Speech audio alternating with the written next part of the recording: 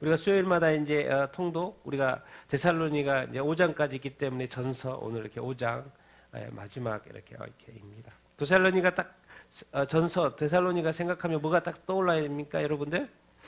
딱 뭐가 떠올라요? 데살로니가 하면 딱 뭐가 떠오르는 단어가 있어야 돼요.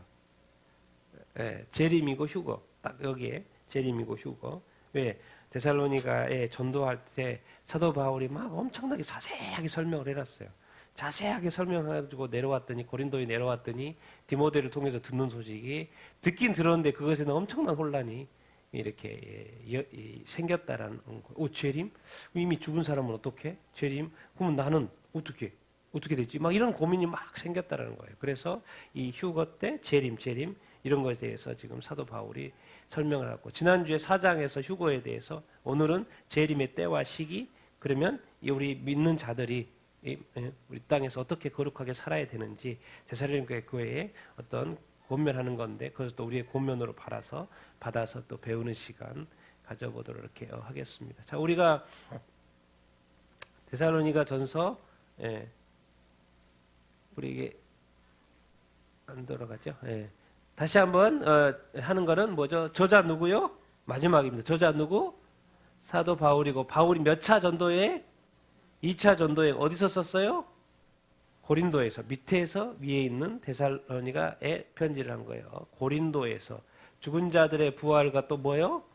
휴거에 대해서 휴거 재림고 휴거에 대해서 어쨌든 1차적으로는 박해받고 있기 때문에 그들이 믿음을 잘 지키고 있는 것에 칭찬하는 것이고요. 그래서 이제 재림 전에 죽은 성도들에 대한 염려 어떻게 재림은 아직 안 하는데 이미 죽어버렸어요. 성도들 예수 믿다가 죽어버렸는데 그 성도들 어떻게 되지? 재림에 대한 이야기를 들어가지고 적용을 하려고 하니까 잘 적용이 안 되는 것이죠. 이런 것들. 그래서 이제 데살로니가전서는 주님의 재림 종말에 대해서 이야기를 이렇게 하는 것이고 또 한 가지 질문. 우리가 지금 데살로니가 전서하면 휴거라 그랬죠. 근데 재림에 대해서 가장 자세하게 많이 설명하는 장이 있어요. 신약 성경에서. 재림하면. 재림장이 있어요. 재림장. 몇 장일까요? 어디일까요? 절수가 58절이나 돼요. 근데 다 재림에 대한 거예요. 어딜까요? 생각납니까? 사랑장 몇 장이에요? 사랑장은 몇 장? 고린도전서 13장. 고린도전서 13장이 사랑장이잖아요. 다 다음 장. 그럼 몇 장? 고린도전서 15장, 13, 14, 15. 이거를 바로 재림장이라고 합니다. 재림장. 그래서 데살로니가 전서 4장 또 5장 이렇게 부활 또 휴거 이야기하면서 반드시 같이 봐야 되는 것이 고린도전서 15장이에요. 길기도 하고 자세하게 재림에 대해서 재림이 일어날 때 몸의 부활이 어떻게 되는지 몸이 어떤 형태로 부활하든지 자세하게 설명이 되어 있습니다. 고린도전서 15장을 같이 봐야 이렇게 하죠. 그러면서 이제 데살로니가 후서도 보면 더 이렇게 낫고요. 그래서 이제 우리가 이렇게 안 돌아가는데 한번 그렇죠? 데살로니가 전서 우리가 지금 이제 4장까지 봤고 이제 5장 재림의 때와 시기 거룩한 삶 5장으로 이렇게 끝입니다. 그래서 4, 5장 두 장은 실제적인 어떤 권면을 하고 있는 거라는 것 다시 한번 이렇게 보고 이렇게 넘어가도록 하겠습니다. 자, 그다음에 지난번 거 4장 복습해 보면 7절 8절 하나님이 우리를 부르시면 부정하게 하시며 아니요 뭐뭐하게 하십니다. 그러므로 이를 저버리는 자는 사람을 저버림이 아니요 너희에게 그의 성령을 주신 누구를 저버립니다. 뭐죠? 하나님이죠. 하나님. 여기는 뭐겠어요? 여기는 하나님이시고 여기는 부정하고 반대말은 뭐겠어요? 거룩하게 하시려는 것이고 그의 성령 하나님. 우리는 자꾸 사람을 상대한다고 하지만은요 사람이 아니라 사실은 성령이십니다. 하나님이십니다. 하나님을 상대하는 거라고 똑같다는 것을 우리가 늘 기억해야 합니다. 우리가 자꾸 사람을 사람으로 보니까 성경적인 삶을 살지를 못하는데 사람을 죽게 하듯 하는 그 표현처럼 이게 그 다른 관점으로 영적인 관점으로 보면은 하나님이 보이기 시작을 하죠. 꼭 이날은 옵니다. 주께서 호령 천사장의 소리 하나님의 나팔 소리로 친히 어디로부터 강림해요?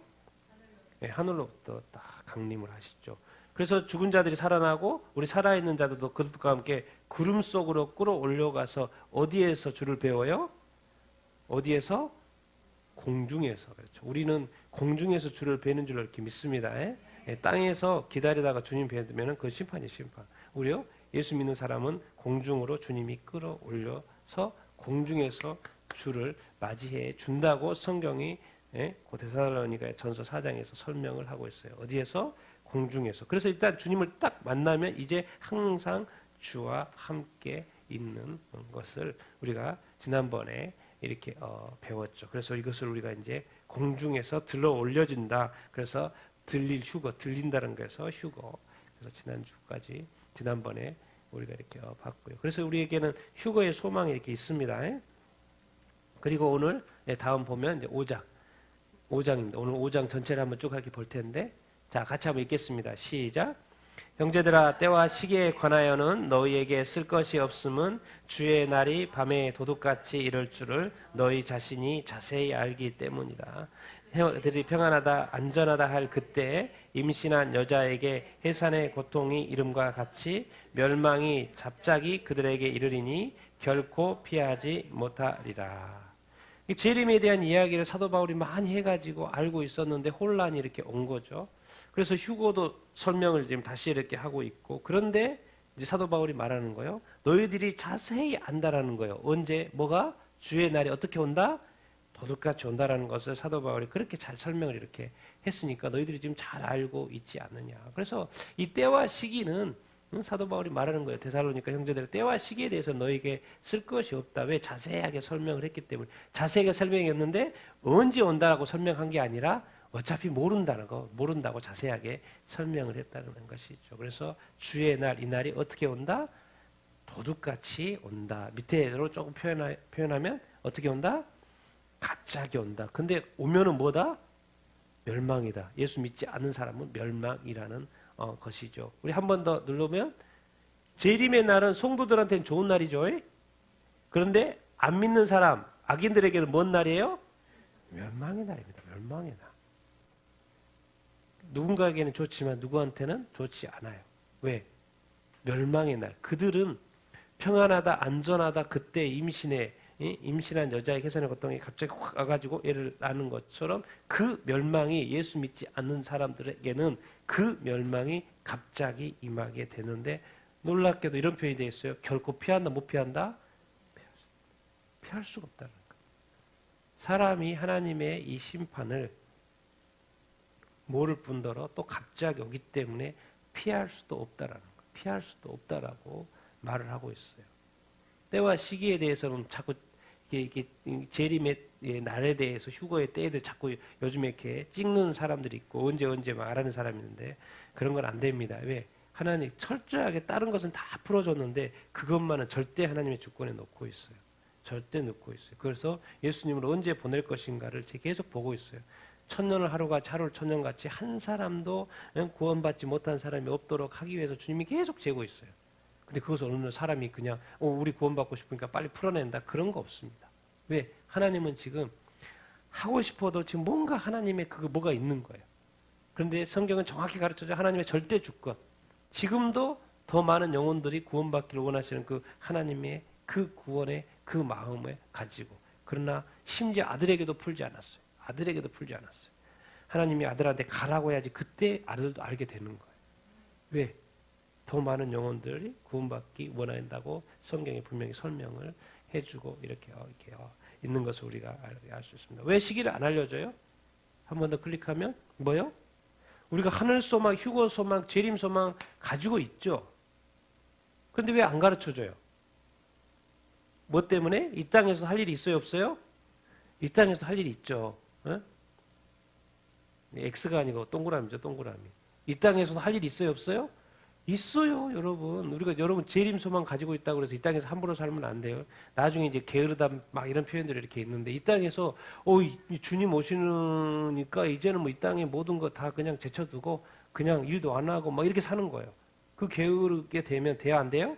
안 돼요. 이 땅에서 아직도 사명도 있고 할 일도 있고 주님의 많은 말씀들이 재림에 대한 이야기의 말씀이 있는 게 아니라 어떻게 성실하게 살아야 되는 모든 일들에 대해서도 얼마나 많이 풀어놨습니까? 아직 우리가 하늘 소망을 가지고 이 땅에서의 어떤 삶을 살아야 되고 사명적인 삶을 또 살아야 되고 성실하게 살아야 되는 거예요. 그렇기 때문에 뭐를 알려주지 않았어요?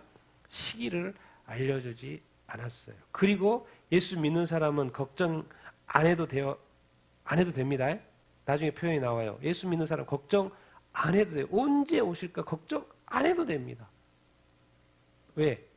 노아가 방주를 지었어요? 안 지었어요? 그럼 노아는 알아요? 몰라요? 그 끝이. 다 지으면 끝이라는 걸 알잖아요. 이게 우리는 모르는 것 같으면서도 알고 있는 거예요. 그리고 걱정할 필요가 없어요. 사람들은 노느라고 정신이 없는 것이고 믿는 사람은 방주를 짓고 있잖아요. 노아는. 그러니까 지어지면 뭔 일이 일어날 거라는 걸 아는 거죠. 사실은. 왜? 그것이 지어지면 뭔 일이 있겠구나. 성경에 풀어놨는데 그 날짜는 우리가 알지 못하는데 중요한 것은 오늘 또 노아는 뭐죠? 방주를 열심히 지어야 했었다라는 그것. 그래서 시기가 이제 알려지지 않았다는 것이지요. 다음 말씀 보면은 4절 5절 같이 읽겠습니다. 시작. 형제들아 너희는 어둠에 있지 아니하매 그날이 도둑같이 너희에게 임하지 아니하리니 너희는 다 낮의 아들이요 빛의 아들이라 우리가 밤이나 어둠에 속하지 아니하나니. 그렇죠? 빛의 아들 낮의 아들. 성경이 정확히 가르쳐 줍니다. 안 믿는 사람은 그 사람들한테는 도둑같이 오고 예수 믿어도 정신없이 살면은 세상에 빠져 있으면 도둑같이 오겠지만은 너희는 데살로니가 교인들 너희는 주의 뜻을 따르고 있는 너희는 어둠에 있지 않아. 너희는 그날이 도둑같이 너에게 임한다 못 임한다? 임하지 못한다고 돼 있어요. 그러니까 예수 안에서 깨어서 살고 있으면 절대로 예수님이 도둑같이 오지 않아요. 걱정하지 마십시오. 염려하지 마십시오. 어떻게 그런 거 하지 마십시오. 정확히 가르쳐주고 있어요. 너희들은 누구의 아들이다? 빛의 아들이다. 또 뭐다? 낮의 아들이다. 다른 말로 요한복음 1장 말로 같이 한번 보겠습니다. 밑에 보면 같이 한번 읽겠습니다. 시작. 참빛 세상에 가서 각 사람에게 비추는 빛이 있었나니 영접하는 자 곧 그 이름을 믿는 자들에게는 하나님의 자녀가 되는 권세를 주셨으니 이는 혈통으로나 육적으로나 사람의 뜻으로 나지 아니하고 오직 하나님께로부터 난 자들이니라. 그렇죠? 예수 믿는 사람은 빛의 아들이고 낮의 아들이에요. 그리고 뭐요? 이미 이 빛은 예수님이죠. 빛을 예수님을 영접한 사람, 그 이름을 믿는 사람이요. 그럼 뭐가 돼버린 거예요? 이미 벌써 우리가 하나님의 자녀가 됐어요. 하나님의 자녀가 됐어요. 그러니까 하나님의 자녀가 됐으면 도둑같이 올 수가 없어요. 이 하나님께로 난 자들에게는 이미 하나님께서 말씀을 해주셨어요. 그렇기 때문에 우리는 걱정하고 염려하면서 살 필요가 이렇게 없습니다. 성경에서 정확히 말이죠. 그날이 도둑같이 너에게 임하지 못하리니. 안 믿는 사람에게는 정말 100% 도둑같이 오지만은 우리 예수를 믿는 사람들, 예수님을 영접해서 하나님의 자녀가 된 하나님께로 말미암아 거듭난 이 자들, 하나님의 자녀에게는 이것이 별 의미가 없어요. 주님이 오시면 그저 기쁠 뿐이에요. 그날을 기다리면서 살 뿐이에요. 몰라서 언제 때와 시기는 중요하지 않습니다. 중요하지 않다니 왜 그게 그렇게 중요합니까? 언제 오는 게 왜 그렇게 중요해요? 정말 중요합니까? 안 중요합니까? 안 중요해요. 주님은 때가 되면 그냥 오세요. 그리고 오면은 우리한테 좋아요, 안 좋아요? 우리한테 너무 좋은 거죠. 그러니까 너무 좋은 날을, 그런데 뭘 걱정하고 염려하고 삽니까? 그래서 성경은 정확하게 너희들한테는 도둑같이 임하지 않아. 한눈 팔고 살면 도둑같이 오는 거 문제가 되겠죠. 한눈 팔지 않고 열심히 예배하면서 주님 안에 믿음 안에서 열심히 살고 있으면 절대로 도둑같이 오지 않는다고 성경에 가르쳐 주고 있습니다. 그런데 이런 게 이제 문제인 거죠. 빛의 아들이고 낮의 아들인데 밤의 아들처럼 살고 밤의 자녀처럼 살면 돼요, 안 돼요? 안 되는 거죠. 마치 하나님의 자녀인데 마귀의 자녀처럼 살고 있으면 돼요, 안 돼요? 안 되는 것이죠. 사람들이 딱 봤을 때 신앙생활 열심히 하고 있네. 열심히 살고 있으면은 그러니까 우리는 성경대로 믿어야 된다니까요. 우리는 뭔가 우리 생각이 가미돼서 성경을 자꾸 봐요. 그래서 자꾸 걱정과 염려로 가는 거죠. 근데 성경은 정확히 길과 답을 알려주시죠. 왜 갑자기 임할 수 없는가? 가르쳐주고 있죠. 그 다음 구절 6절 7절 읽겠습니다. 시작. 그러므로 우리를 정신을고 오직 깨어 정신을 차릴지라 자는 자들은 밤에 자고 취하는 자들은 밤에 취하되 우리는 낮에 속하였으니 정신을 차리고 믿음과 사랑의 호심경을 붙이고 구원의 소망의 투구를 쓰자. 자, 왜 갑자기 임할 수 없냐? 갑자기 임하지 않기 위해서도 어떠한 삶을 살아야 되냐? 우리는 다른 이들과 같이 뭐 하지 않고 자지 않고 오직 어떻게 깨어 정신을 찾으라. 자지 말라는 것은 뭐요? 잠자지 말라는 게 아니죠. 뭔 말이에요? 좀 더 구체적으로 세상 가운데서 무엇을 피하라? 육체적인 타락을 피하라. 또 무엇을 피하라? 도덕적인 타락을 피하라는 거예요. 그리고 또 어떻게 하면 안 된다? 영적으로 나태하면 안 된다는 거예요. 그리고 정신적으로도 너무 무관심하면 안 돼요. 이 사람에 대해서 하나님 말씀에 대해서 너 이런 거 우리가 관심 가져야 될 걸 가져야지 너무 무관심하고 나태하고 타락하고 이런 세상적인 거에 빠져서 살면 안 된다고요. 그런 거 바로 잠자는 거라고 말씀을 이렇게 하고 이렇게 있어요. 깨어 있는 게 뭐예요? 정신 차린 거, 정신 차린 거예요. 정신 차린 게 뭔데요? 설명이 돼 있죠. 믿음과 사랑과 소망을 가지고 사는 거라고 말씀을 이렇게 하고 이렇게 했죠. 잠자는 자들은 뭐예요? 언제 자요? 밤에 자죠. 취하는 거는 또 언제 취해요? 밤에 취해죠. 왜? 낮에는 일해야 되니까 취할 시간이 없죠. 그래서 근데 밤에 되면 뭐요? 같이 술 먹고 뭐하고 더 많은 타락 가운데 들어가죠. 당연히 잠자는 것도 밤에 자고. 그런데 우리는 데살로니가 고인들은 예수 믿는 사람은 어디에 속했다? 낮에 속했다. 그러니까 이제 뭐 해야 된다? 정신을 차려야 된다. 예수 믿지? 믿음 좋아요. 믿음으로 또 승리해야 되지만 항상 기억해야 돼. 믿는 사람은 한쪽이 믿음이 한쪽 뭐 해야 된다? 사랑해야 된다. 사랑이 믿음을 증거해 주는 거예요. 사랑이 믿음을 뒷받침해 주는 거예요. 믿음의 열매가 사랑이어야 된다라는 거예요. 같이 가야 되는 거예요. 믿음만 가지고 있다가는 그것이 증명이 안 돼요. 근데 그것이 사랑으로 이어지고 있을 때는 확실한 믿음 이렇게 인 거죠. 그러면 무슨 소망이 늘 있는 거예요? 소망. 그게 무슨 소망이겠어요? 구원의 소망이죠. 네, 우리가 결국 뭐 할 거니까? 구원받으니까. 재림하시면 뭐 한다는 거예요? 휴거 된다는 건 무엇을 의미합니까? 구원받는다는 거죠. 구원받는다라는 것이죠. 그러니까 구원의 소망을 가지고, 이건 여기서는 약간 이제 미래적인 의미죠. 이미 구원받았지만 예수님이 재림하심으로 말미암아 이 구원의 소망이 이루어지는 건데 지금은 정신을 차리고 뭐요? 믿음 안에 들어왔으니까 이제 뭐 하면서 살아야 된다? 사랑하면서 살아야 된다라는 것입니다. 그러니까 믿음, 소망, 사랑. 그 고린도전서에 가르쳐주는 믿음, 소망, 사랑. 믿음, 소망, 사랑 항상 있는다고 그랬잖아요. 그러니까 여기서도 또 가르쳐 주는 거예요. 믿음, 소망, 사랑. 소망은 이제 미래의 것을 소망하는 거니까 지금 과거에 믿음 가졌잖아요. 이제 현재는 뭐 하는 삶을 살아야 돼요? 서로 사랑하면서. 하나님을 사랑하고 이제 뭐요? 서로 사랑하고 이웃을 사랑하면서 살아야 된다. 그게 바로 낮의 자녀, 빛의 자녀의 삶이고 그것이 정신 차리고 깨어 사는 삶이라는 거예요. 이게 눈 뜨고 깨어 있는 그것이 아니고 뭐죠? 영적으로 깨어 있고 육적으로나 도덕적으로 죄를 짓지 않고 정신 차리고 사는 어떤 그것들. 왜 그렇게 살아야 돼요? 같이 한번 읽겠습니다. 마태복음 25장이죠. 같이 읽겠습니다. 시작. 그 후에 남은 처녀들이 와서 이르되 주여 우리에게 열어주소서. 대답하되 이르되 진실로 너희에게 이르노니 내가 너희를 알지 못하노라 하였으니 그런즉 깨어 있으라.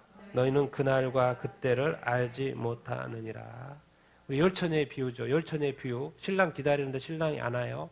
그런데 신랑이 왔어요. 근데 기름 준비 안 돼가지고 기름을 사러 간 사이에 다섯 처녀가 사러 간 사이에 주님이 와버려가지고 문이 닫혀 버렸죠. 그래서 남은 처녀, 기름 사러 갔던 처녀, 기름을 준비하러 가는 건 좋았어요. 왜? 기름 있으면 다시 불을 켤 수 있으니까. 그런데 그 사이에 주님이 와버려가지고 문이 닫혀버렸어요. 이거 어떻게 보면 정상적인 거죠. 기름이 떨어졌으니까 기름을 가지러 가서 다시 와서 뭔가 그냥 또 맞이하려고 했던 아주 정상적인 사고를 한 거죠. 근데 어느 순간 그것은 나의 생각이었고 주님의 시간이 끝나버린 거예요. 주님의 문이 닫혀버린 거. 그 혼인잔치의 문이 닫혀버렸어요. 당연히 열어달라고 했겠죠. 그랬는데 안에서 음성이 들어와요. 내가 너희를 뭐한다? 알지 못한다. 이제는 끝났다는 거예요. 때와 시기는 알지 못해요. 그러니까 항상 어떻게 있어야 된다? 깨어 있어야 된다. 그럼 깨어 있다면 뭐 다 잠자고 있었죠. 10명 다 잠자고 있었죠. 깨어 있는다는 건 뭐예요? 주님이 언제 와도 그 기름이 더 준비되어 있어서 뭐요? 맞이할 수 있도록. 그게 바로 깨어 있고 정신 차리고 이렇게 있는 것이죠. 아무 생각 없이 그냥 마냥 기다리고 있으면 안 돼요. 그 밀어나는 그 처녀가. 왜? 분명히 더 늦게 올 수 있다는 생각에 기름을 더 준비해야 된다는 그 생각을 했었어야 했는데 그 생각을 못 한 거예요. 근데 마치 주님이 그것이 떨어지기 전에 왔으면 좋겠죠. 내가 더 고난받기 전에 왔으면 좋겠죠. 좀 잘 될 때 왔으면 좋겠죠. 근데 이상하게 그때는 우리가 예상하는 계획과 시간과 일치하지가 않아요. 이상하게 더 지연되고 더 문제는 계속 되는 것 같고 더 뭔가 이 정도는 이제는 주님이 역사하실 것 같은데도 안 하셔요. 그건 나의 플랜이고 나의 시간이고 나의 계획인 거예요. 그런데 이상하게 안 돼요. 그 사이가 중요하다는 거예요. 근데 그 사이에 문이 닫혀버린 거예요. 주님이 오신 거예요. 그래서 성경은 자꾸 말하는 거예요. 항상 기도하고 항상 기뻐하고 항상 깨어 있어야 되고 항상 정신 차리고 있어야 된다고 말을 하고 있는 거예요. 왜? 주님이 올 때와 시기는 알지 못하니까. 이 말을 받을 수 있는 여러분들 다 되기를 예수님의 이름으로 축원드립니다. 많은 사람들이 백날 읽어도 이거 깨우치지 못합니다. 우리 그리스도인들요, 백날 읽어도요 깨우치지 못해요. 깨어있어. 수없이 들었죠. 깨어있어. 나중에 분명히 문 닫힌 다음에 문 열어주려고 할 사람이 우리 교회에도 많이 있어요. 우리 교회의 명부에는 올라와 있지만 우리 그리스도의 생명책에 이름이 안 올라가 있는 사람이 많다고요. 교회에 다닌다고 모든 것이 해결된 게 아니에요. 정말 자기 자신의 구원을 끊임없이 점검하고 자기 자신의 삶을 정말 온전히 늘 깨어있는 삶인지를 이렇게 성경의 말씀에 비추어 봐서 정말 나태하지 않고 타락하지 않는 삶을 살고 있는지를 정말 딴 데 정신 팔려고 살고 있지 않는지를 늘 점검해 봐야 하는 어떤 것이지요. 여러분들 다 깨어있는 사람들 다 되기를 예수님의 이름으로 축원드립니다. 아멘. 자, 9절부터 11절 읽겠습니다. 시작. 하나님은 우리를 세우심은 노하심에 이르게 하심이 아니요 오직 우리 주 예수 그리스도로 말미암아 구원을 받게 하려 하심이라. 예수께서 우리를 위하여 죽으사 우리로 하여금 깨어 있든지 자든지 자기와 함께 살게 하려 하셨느니라. 그러므로 피차 권면하고 서로 더욱 세우기를 너희가 하는 것 같이 하라. 하나님은 우리를 왜 교회를 세우고 예수 믿게 이렇게 하시겠어요? 여러분 항상 기억해야 됩니다. 우리의 구원요 주어가 뭐예요? 하나님이에요. 하나님. 이 구원은 하나님의 구원이지 내가 어떻게 해서 구원받는. 그러니까 많은 종교의 문제가 뭐예요? 내가 어떻게 해서 구원을 받는다라는 자기중심적인 구원을 자꾸 생각하는데 그거 아니에요. 하나님의 나라 하나님이 불러서 가지고 하나님이 데려가야지 내가 어떻게 똑똑거려가지고 나 이렇게 했으니까 들여보내주십시오. 이런 개념이 아니라고. 하나님의 나라는 인간의 수준의 인간의 어떤 사고방식에 한 게 아니고 하나님이 교회를 세운 것이고 하나님이 예수 그리스도를 보낸 것이고 하나님이 우리 데살로니가 교회인들 또 그리고 우리도 세워주신 거 아니겠습니까? 왜 세워주는데요? 왜? 뭐 하지 않고 노하심이 아니라 예수 그리스도 안에서 뭐 하려고? 구원하려고 계속 가르쳐 주고 있어요. 결국 하나님은 우리를 뭐 하시기를 원하신다? 구원하기를 원하신다. 누구를 통해서만? 예수 그리스도를 통해서. 하나님이 계속 말하잖아요. 구원하는데 누구를 통해서만?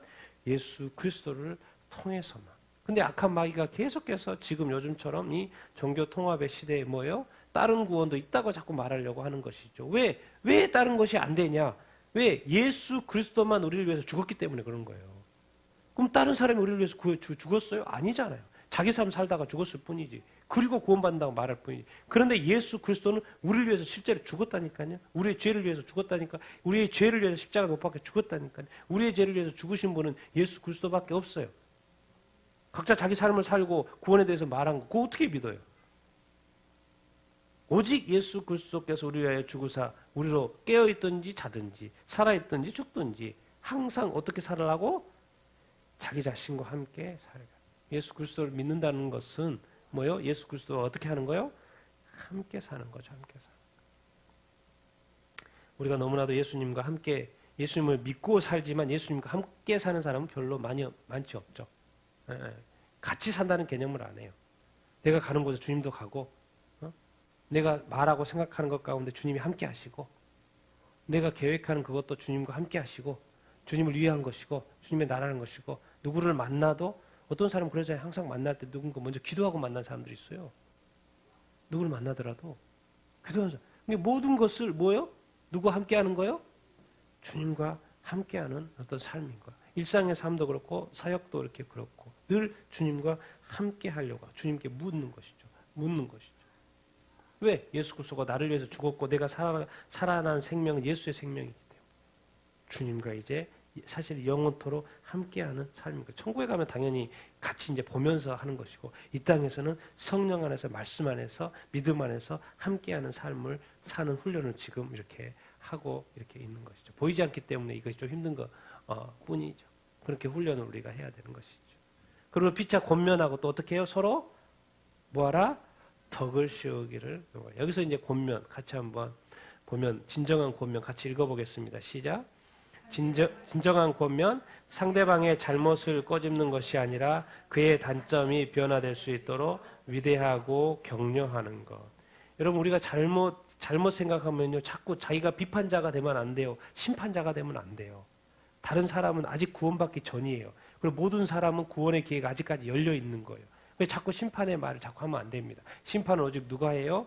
하나님 아버지. 그래서 어떠한 죄 가운데 있더라도 잘못을 했더라도 부족하더라도 연약하더라도 뭐예요? 항상 자꾸 상대방의 어떤 잘못을 꼬집고 비판하는 것에 너무 몰입하지 말고 그 사람이 비록 잘못했더라도 부족해도 연약해도 심지어 아픔 가운데 있어서도 있더라도 뭐예요? 뭐 할 수 있어야 돼요? 위로하고 격려해줘야 돼요. 자꾸 버리는 식으로 가면 안 됩니다. 왜? 우리는 뭐예요? 서로 권면할 뿐입니다. 서로 권면할 뿐이고 또 그게 서로 그렇게 할 때 서로 뭐가 되는 거예요? 서로 덕을 세워주는 것이고 교회가 저런 것이구나. 교회는 사람 살리는 곳이구나. 사람을 이렇게 도와주는 어떤 곳이구나. 세상은 버리고 욕하고 비판하고 어떻게든 막 뭐라 그러죠? 어떻게든 밀어내려고 하는데 교회는 뭐예요? 어쨌든 위로하고 격려하고 비록 그의 단점이 약점이 또 심지어 악한 모습이 있더라도 그 사람들이 변화되도록 위로하고 격려 이렇게 해주는 그런 자세로 여러분 살게 되기를 예수님의 이름으로 축원드립니다.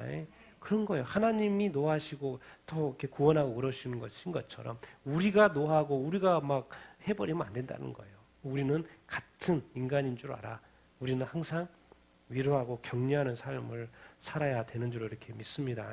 또 그렇게 살 수 있게 되기를 예수님의 이름으로 축원드립니다.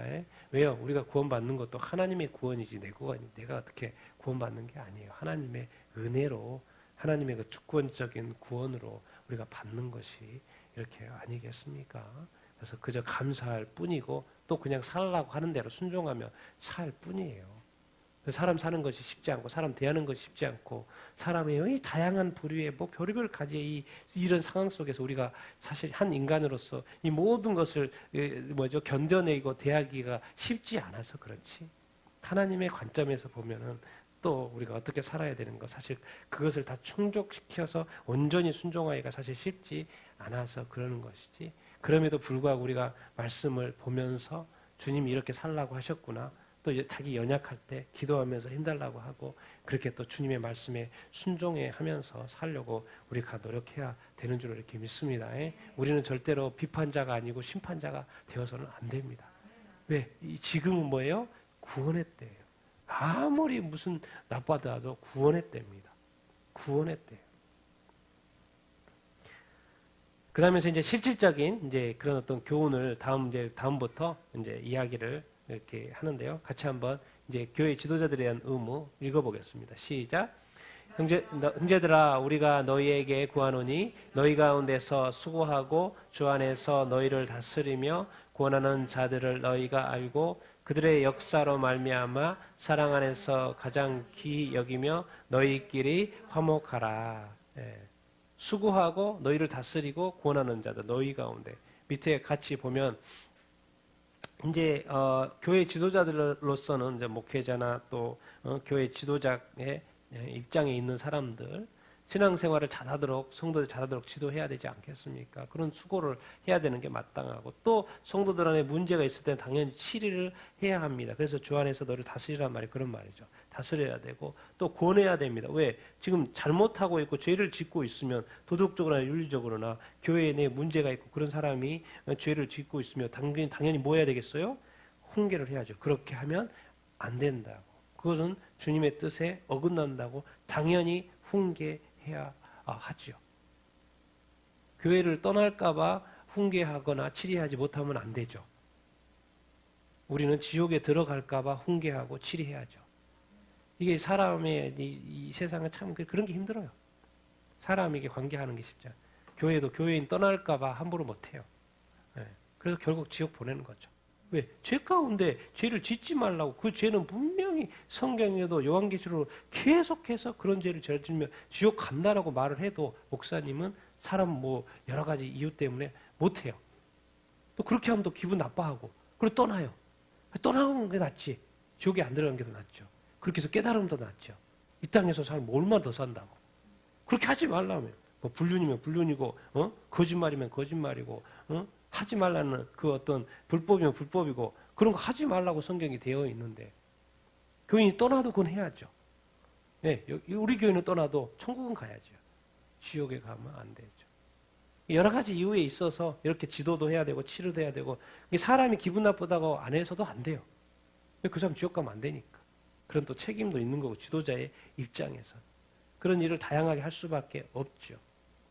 그래서 그런 지도자들이 이런 어떤 수고하고 이런 다스리는 것들을 해야 되는 것이고, 또 이제 그러면서 우리 성도들 안에는 또 귀히 여기고, 또 지도자들 귀히 여기고, 또 화목하게 또 지내야 되지 않겠습니까? 그래서 지도자들에게는 지금 데살로니가 교회 어떤 지도자들에게는 지금 재림을 설명하면서, 휴거를 설명하면서 이 땅의 교회 지도자들이 어떻게 해야 되는지를 가르쳐 주고 이렇게 있는 것이죠. 자, 그 다음에 보면 이제 성도들 간에 어떻게 해야 되는지도 가르쳐 주죠. 같이 읽어보겠습니다. 시작. 또 형제들아 너희를 권면하노니 게으른 자들을 공개하며 마음이 약한 자들을 격려하고 힘이 있는 자들을 붙들어주며 모든 사람에게 오래 참으라. 삼가 누가 누구에게든지 악으로 악을 갚지 말게 하고 서로 대하든지 모든 사람을 대하든지 항상 선을 행하라. 밑에 보면은 그렇습니다. 이게 이제 이해를 하려면 이제 이런 어떤 기본 지식이 있으면 되죠. 지금 데살로니가 교회 이 재림에 대해서 아주 혼란이 있었어요. 그러니까 재림은 뭐 할 건데, 뭐 재림 할 건데, 뭐 지금 더 이상의 삶이 뭐가 있어? 일도 할 필요도 없고, 뭐 또 아무것도. 그러니까 현재 삶에 대해서 손을 놔버린 거예요. 그러니까 게으르게 살 수밖에 없는 것이죠. 왜? 저 재림 할 건데 뭐. 그런데 가르쳐 주는 거죠. 게으른 자를 어떻게 해야 된다? 공개해야 된다. 주님이 언제 오실지도 모르고. 정확히 말하면 사실 지금 2000년 이야기면 2000년 동안 안 왔는데. 무슨 자기가 판단해서 그게 아니고 이 재림관이 잘못 들어간 거니까 이제 그 현재 생활이 중요하다는 것을 가르쳐 줘야 하는 것이죠. 마음이 약한 자들은 보통 여기서 해석할 때는 그 당시에 어떤 박해로 인해서 상심되고 낙심된 자들이에요. 예수 믿지만 힘들어. 어떻게? 마음이 약해서 막 믿음이 약해지고 이렇게 있는 거예요. 너무 낙심되어져 있는 거예요. 어려움 주변의 어떤 믿음 때문에. 격려해줘야죠, 당연히. 힘이 없는 자들은 또 미성숙하고 실족하기 쉬운 사람들이기도 하고 재림에 대해서 너무 걱정하는 거. 과연 나는 휴가 될 수 있을까? 과연 나는 주님 오시면 어떻게 난 정말 준비되어 있나? 걱정과 염려로. 근데 그런 사람이 있을 수 있어요? 없어요? 있을 수 있어요. 근데 성경의 근거에서 그런 사람들 어떻게 해달라고요? 붙들어 주라는 거예요. 그럴 수도 있다라는 거예요. 걱정하고 염려할 수도 있겠죠, 당연히. 그 믿음이 아직도 연약해서. 그렇지만 성경은 가르쳐줘요. 우리가 서로 어떻게 해줘야 된다? 붙들어 주어야 한다라는 거예요. 더 놀라운 것은 다양한 부류의 사람들이 있는데 항상 성경은 완전한 걸 원해요. 뭐를 붙여놨어요? 누구에게? 모든 사람. 네. 힘든 걸 붙여놨어요. 근데 하나님이라면 모든 사람에게 주님이라면 모든 사람에게, 성령이시라면 모든 사람에게 오래 참으실 거예요. 하나님의 마음이 모든 사람, 나는 너만 사랑한 게 아니야. 나는 저 사람도 사랑해. 심지어 나는 원수까지도 사랑해. 이 세상에서의 원수지만 지옥 가는 것이 진짜 안 좋은 거야. 그러니까 원수까지도 사랑할 수 있어야 돼요. 어떻게 그런 사람을 내가 어떻게 용서할 수 있습니까? 그래도 그 사람이 이 땅 가운데서, 이 땅에서 돌이켜서 천국 가는 게 낫지, 그 사람이 지옥 가는 것을 바라는 마음은 원치 않아. 좋지 않아. 이상하게 성경은 지금 모든 사람과의 관계를 잘 하라고 말씀을 하고 있어요. 그러니까 당연히 친하고 사랑하는 사람과 어떤 가까운 사람은 다 잘하게 되겠죠. 그런데 성경이 끊임없이 요구하는 것은, 특별히 신약에서 요구하는 것은, 원수까지도 사랑하는 것은 모든 사람에 대해서 왜 자꾸 오래 참으라고 하는 거예요? 왜? 하나님의 관점은 뭐예요? 이 땅에서의 일이 나고 다시 또 화해하고 이런 관점이 아니에요. 천국과 지옥 관점이기 때문에.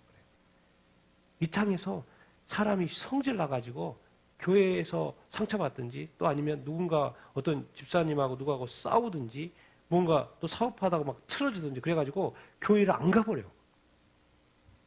그래서 지옥 가버렸어요. 그런 일이 없도록 하라는 거예요. 그러니까 목회자도 그렇고 우리 성도들도 그렇고 다 뭐예요? 그런 자세가 있어야 됩니다. 주님은 도대체 왜 이 성경을 쓰시고 이렇게 말씀하고 있어요? 왜? 하나님은 의로운 분이라는 것이 변하지가 않는 거예요. 근데 세상은 어쨌든 타락을 해버렸어요. 아담부터 타락을 해버렸어요. 그래서 예수 그리스도를 통해서 천국에 가는 길이 제시가 됐어요. 그리고 심판도 이미 예언이 돼버렸어요. 그러니까 하나님은 의로운 분이시기 때문에 이 문제를 해결을 해야 돼요. 그런데 사람은 구원받아야 돼.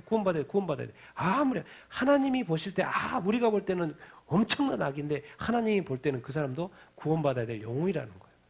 그래서 돌이켜가지고 변화돼가지고 하나님 믿게 되기를 원하고 새로운 삶을 살기를 원한다는 거예요. 천국 가기를 원한다는 거예요. 왜? 지옥은 사탄이나 벌 받아야지. 그런 사고로 우리가 살아야 되는 줄 믿습니다. 그러나 그것이 쉬워요, 안 쉬워요? 쉽지 않습니다.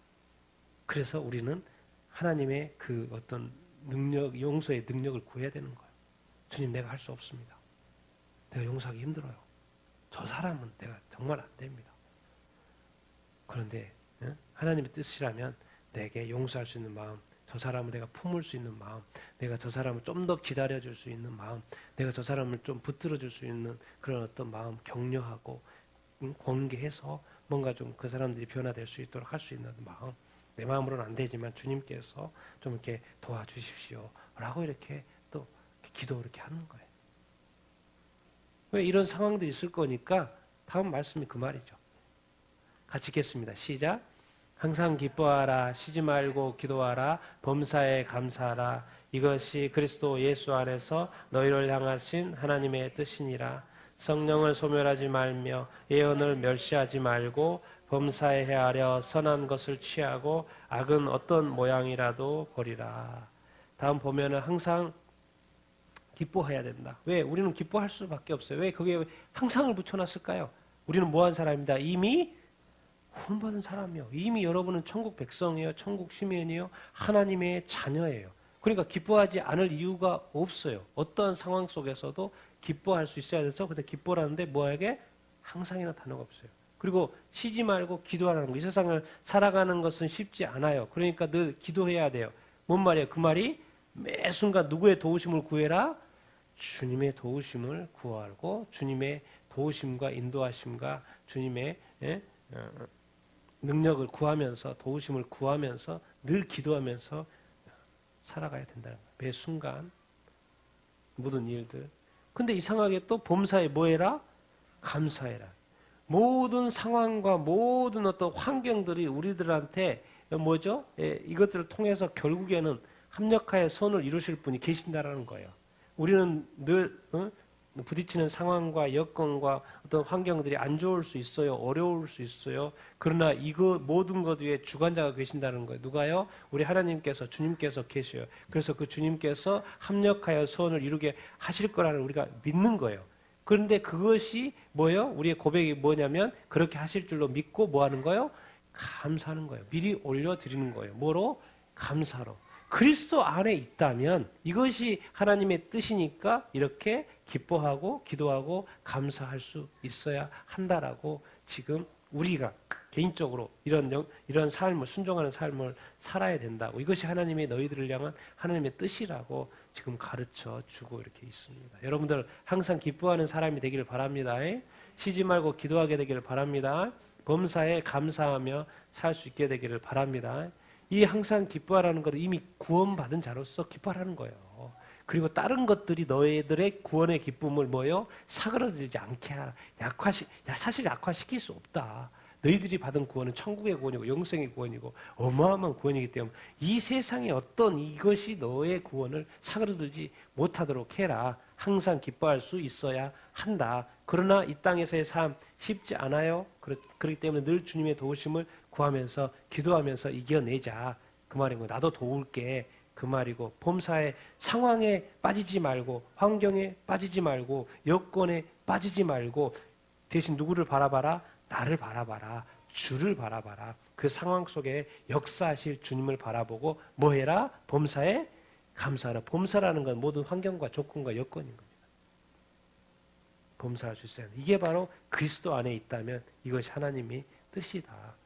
다 지킬 수 있어야 된다. 그리고 반드시 기억해야 될 거, 너 자신들도 열심히 살아야 되겠지만 영적인 이 관점, 누구를 소멸하지 말고 성령을 소멸하지 마. 성령의 불을 끄면 안 된다. 불 개념으로 소화기로 불 끄는 것처럼 소멸한다, 불을 끈다는 개념으로 설명을 했기 때문에 내 안에 있는 성령의 불을 끄지 말아라. 늘 성령 충만해라. 반대로 하면 그 말이 이렇게 인 것이죠. 왜? 예수 믿는 사람에게는 성령이 중요합니다. 성령이 우리의 구원을 끝까지 지켜주시고 흠도 없이 점도 없이 그리스도의 신부로서 준비시키는 분이 성령이기 때문에 성령을 소멸하면 당연히 안 되지요. 그리고 예언을 멸시하면 안 되죠. 왜? 예언은 일종의 말씀이잖아요. 하나님의 말씀, 하나님의 선포, 하나님이 우리에게 말씀해 주신 거 아닌가. 여기서 이제 예언은 뭐 하나님께서 미래에 대해서 예언하는 그 예언일 수도 이렇게 있고, 또 우리를 바로 세우는 말씀일 수도 있고, 그 예언, 이건 하나님으로부터 나온 거기 때문에 그것에 대해서 멸시하지 말라는 것입니다. 성령은 성령 알죠? 예언도 존재로 보면 하나님께로 나온 말씀인 거죠. 근데 또 붙어 있어요. 뭐요? 범사에 뭘 행해라? 선한 것을 행하고 뭘 버려라? 악은 버려라는 거예요. 어차피 선악이 이 땅에 존재하는 이상, 아담이 선악과를 따먹은 이상 이제 선악이 존재하는데 너는 항상 어느 쪽을 선택해라? 선한 쪽을 택해라. 언제? 범사에 선한 쪽을 택할 수 있어야 한다라고 말씀. 성령을 소멸하지 말고 예언을 멸시하지 말고 범사에 항상 선한 쪽을 택해라고 말씀을 하고 이렇게 있습니다. 여러분 이렇게 살게 되기를 예수님의 이름으로 축원드립니다. 아멘. 자, 그 다음 보면 23절 24절 읽겠습니다. 시작. 평강의 하나님이 친히 너희를 온전히 거룩하게 하시고 또 너희의 온 영과 혼과 몸이 우리 주 예수 그리스도께서 강림하실 때 흠없게 보존되기를 원하노라. 너희를 부르시는 이는 미쁘시니 그가 또한 이루시리라. 네, 아멘. 밑에 보면 같이 한번 읽어보겠습니다. 시작. 구원받은 자는 주님이 재림하시면 반드시 거룩하신 하나님 앞에 설 것이니 이 땅에서 사는 동안 자신의 영혼 몸을 항상 거룩하게 보존해야. 자, 하나님이 이 땅에 예수님이 재림하실 거라는 이야기를 데살로니가 교회에 이야기를 했어요. 그리고 지금 이렇게 살아라라고 교회에 대해서 성도들에 대해서 말씀을 이렇게 하셨어요. 그러면서 결론 지금 하고 이렇게 있는 거예요. 결국에는 주 예수 그리스도께서 재림하실 거라는 이야기예요. 재림하실 거에 대해서 너희들은 준비해야 된다라는 거예요. 그래서 하나님이 너희를 뭐하게? 거룩하게 해줘야 된다는 거예요. 온전히 거룩하게 해줘야 된다는 거예요. 또 너희 입장에서는 항상 우리 자신의 입장에 영혼 몸이 뭐요? 어떻게 보존돼야 된다? 흠없이 보존돼야 된다라는 어떤 거예요. 그리고 더 놀라운 것은 너희를 부르신 이가 누구예요? 하나님이시죠. 근데 그분은 미쁘시니 신실하셔요. 우리들의 구원을 이룬 것처럼 그가 또한 이 모든 것을 뭐예요? 이루실 거라는 거예요. 참 이 하나님은 대단하셔요. 구원하실 뿐만 아니라 우리를 거룩해 또 하시고 또 흠없게 살 수 있도록 하시는 거예요. 예수 그리스도를 보내서 우리의 죄를 사하게 하시고 또 성령을 보내서 우리가 흠없이 보존되도록 끊임없이 역사하시는 분이 또 하나님 아버지신 거예요. 우리를 구원으로 부르신 분도 또 우리를 다시 한번 새롭게 하시고 그 모든 것을 이루실 분도 하나님. 이게 구원의 하나님인 거예요. 참 이 모든 것의 사실 주관자는 누구라는 것만 우리가 늘 잊지 않으면 돼요. 누구예요? 하나님이신 거예요. 예수 그리스도를 통해서 이제는 또 성령님을 통해서 그 모든 것을 이루어 가시는 것을 하나님. 그러니까 우리는 어떻게 보면 하나님 안에서 정말 예배하고 감사하고 경배하고 찬양한 이것이 얼마나 중요한지 모릅니다. 정말 하나님을 향한 예배, 정말 하나님에 대한 구원의 그 감격, 하나님에 대한 감사, 하나님의 그 도우심, 하나님의 인도하심, 하나님의 우리를 살려주심, 여전히 우리와 함께 하시겠다고 하고 앞으로도 또 다 내가 다 우리의 구원을 이루어 주겠다고 하고 그렇지만 너의 영혼 몸이 잘 흠없이 보존되도록 왜 그래요? 악한 마귀가 끊임없이 우리를 뭐 하려고 하기 때문에 유혹하고 미혹하고 넘어뜨리려고 할 것이기 때문에 그런데 하나님이 지켜주시면 그것도 못해요. 그러니까 늘 하나님을 의지하면서 하나님께 붙들림 받은 삶을 살려는 거예요. 성령이 안에 계시는 사람에 대해서 함부로 못해요. 시도는 하지만 함부로 못해요. 근데 자기가 성령을 잊고 살아버리면 해도 그것이 마귀가 있는지 성령이 하신 건지 모르잖아요. 그러니까 깨어 있어야 하는 것이죠. 깨어 있으면 함부로 못 한다니까요. 하나님의 사람은 사실 함부로 손도 못 댑니다. 옆에서 말로 하고 외치고 큰 소리 쳐가지고 이기려고 하지. 그래서 막 넘어지게 하려고 하는 것이지. 사실 성령 안에 있으면 진짜 이런 단어가 진짜예요. 사실 뭐의 하나님? 평강의 하나님. 우리 믿는 자로서의 그 평강을 우리가 유지할 수 있어요. 또 그 하나님의 평강의 하나님 우리에게 또 평강 주시기를 원하시는 거예요. 왜? 우리의 구원을 하나님이 다 지키시겠다고 하는데 우리가 얼마나 평안할 수 있는 거 아니겠습니까? 내가 내 구원을 지켜야 하면 힘들다고 생각하고 걱정하고 염려하지만 하나님이 평강으로 지키신다고 하는데 우리가 얼마나 기뻐할 수 있고 즐거워할 수 있는 거 아니겠습니까? 여러분 그 믿음에 정말 하나님을 믿는 믿음에 정말 평안할 수 있게 되기를 예수님의 이름으로 축원드립니다. 우리 하나님은 평강의 하나님이세요. 하나님이 다 이루어 주실 거예요. 그러니까 더욱더 하나님을 의지하고 하나님께 기도하면서 또 살아가는 여러분들 다 되기를 예수님의 이름으로 축원드립니다. 반드시 사도 바울이 지금 마무리하고 있어요. 주님이 재림하신다고. 그럴 때 우리의 모습 잘 거룩하고 깨끗해야 된다라고 말씀 이렇게 하고 이렇게 있죠. 자, 우리 마지막 구절입니다. 우리 같이 25절 28절 읽겠습니다. 시작. 형제들아 우리를 위하여 기도하라. 거룩하게 입맞춤으로 모든 형제에게 문안하라. 내가 주를 힘입어 너희를 명하노니 모든 형제에게 이 편지를 읽어주라. 우리 주 예수 그리스도의 은혜가 너에게 있을지어다. 아멘. 그 같이 같은 형제들 다른 형제들한테도 다 이 편지를 읽어줘서 깨어있는 삶을 살라고 하는 것 아니겠습니까? 그 다음에 이렇게 보면은 같이 한번 읽어보겠습니다. 시작. 예수의 믿음에 대한 박해와 이교도 문화의 유혹 속에서 바울은 어린 데살로니가 교회가 믿음을 굳건히 하고 담대하도록 편지했다. 그런 거예요. 지금 데살로니가 교회가 세워진 지가 얼마 안 됐고 또 말씀을 전했지만 이해가 이렇게 부족하고 그런데 예수 믿는다고 박해가 가해져 오고 또 이교도의 이 문화의 수많은 어떤 미혹들, 유혹들이 막 지금까지 했던 것 어제까지만 했는데 예수 믿고 나니까 또 그것을 하지 말아라고 그러니까 이런 혼란 속에 유혹 속에 계속해서 이 어린 데살로니가 교회가 세워져야 되는데 결국 이 편지를 통해서 그 믿음을 다시 새롭게 하는 것이고 굳건하게 하는 것이고 그럼에도 불구하고 이 모든 환경 속에서 너희는 뭐 할 수 있어야 된다? 담대할 수 있어야 된다라고 이 편지를 지금 이렇게 쓰고 이렇게 있는 거예요. 이게 하나님의 이 하나님의 마음이지 바울 이 편지를 통해서 데살로니가 교회를 세우고자 하는 마음 또 일으키고자 하는 어떤 마음 얼마나 감사합니까? 정말 하나님의 이 노력, 하나님의 애씀, 하나님이 교회를 세우시고 또 그 교회를 보존하려고 하는 이 거룩하게 보존하려고 하고 이 모든 유혹과 이 미혹 속에서도 끝까지 담대하고 믿음을 굳건히 하도록 또 인도하시고 말씀하시고 지키시려고 도우시는 우리 하나님 아버지 좋으신 하나님 이렇게 아니겠습니까? 그래서 결국에는 제가 말씀을 이렇게 보면 볼수록 결국 나는 주님이 말씀하신 대로 순종하며 살면 되겠구나.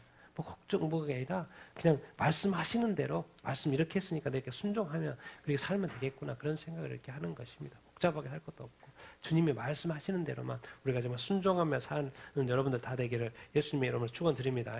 저도 그렇고 이렇게 우리도 그렇고 그러면 순종한다는 그 자체가 말씀을 지킨다는 것이고 믿음이 있다는 것이고 그러면 주님이 언제 와도 도둑같이 오실 일이 없고 그냥 오시면 기뻐할 거예요. 왜? 내가 오늘 또 말씀에 순종하며 살고 있으니까 그 믿음의 증거이니까 말씀대로 사랑하며 살고 있으니까 기뻐하며 살고 있고 기도하며 살고 있고 감사하며 살고 있고 성령 안에 살고 있고 예언에 알고 있고 지키고 있고 또 범사에 선한 것을 지켜 행하고 선택해서 살고 이렇게 있으니까 그러니까 우리가 이 주님에 대해서 또 재림에 대해서 휴거에 대해서 걱정하고 염려할 필요 없습니다. 현재의 삶에 충실하시고 사랑하며 살고 말씀에 순종하며 사는 여러분들 다 되기를 예수님의 이름으로 축원드립니다. 그러면 반드시 주님의 뜻 가운데 휴거 되실 것이고 또 주님을 이렇게 공중에서 만나게 될 줄로 이렇게 믿습니다. 자, 우리 말씀 오늘 생각하면서 또 같이 한번 기도 이렇게 하도록 이렇게 하겠습니다. 결국 예수님이 또 데살로니가 교회를 통해서 가르쳐 주시는 어떤 휴거와 어떤 재림에 대해서 그러나 이 땅에서의 삶도 중요하다고 말씀하시고 기뻐하면서 기도하면서 감사하는 삶을 살라고 이야기하고 있고 또 다른 표현으로는 이 시대 가운데에도 미혹과 유혹들이 있으니까 깨어 있어서 정신 차리고 살고 정말 자지 않고 밤의 자녀로 살면 안 된다. 빛의 자녀로 또 낮의 자녀로 살아야 된다고 이렇게 말을 하고 이렇게 있습니다. 심지어 나 자신을 그렇게 세울 뿐만 아니라 또 다른 약한 사람들, 믿음이 약한 사람들, 쓰러져 있는 사람들, 또 연약한 사람들, 잘못된 길로 가고 있는 사람들 오래 참아주며 격려해주며 붙들어주는 사람이 되어야 된다라고 주님께서 우리에게 말씀하고 있습니다. 주님 그렇게 이 모든 상황 속에서도 나의 믿음도 잘 지킬 뿐만 아니라 다른 사람도 세워주는 삶을 살게 하여 주시옵소서. 주님 반드시 재림하실 것입니다. 반드시 재림해도 도둑같이 오지 않을 그 신실한 순종의 삶을 우리가 계속해서 살아낼 수 있도록 인도하여 주시옵소서. 우리가 오늘 말씀을 생각하면서 기도하도록 하겠습니다.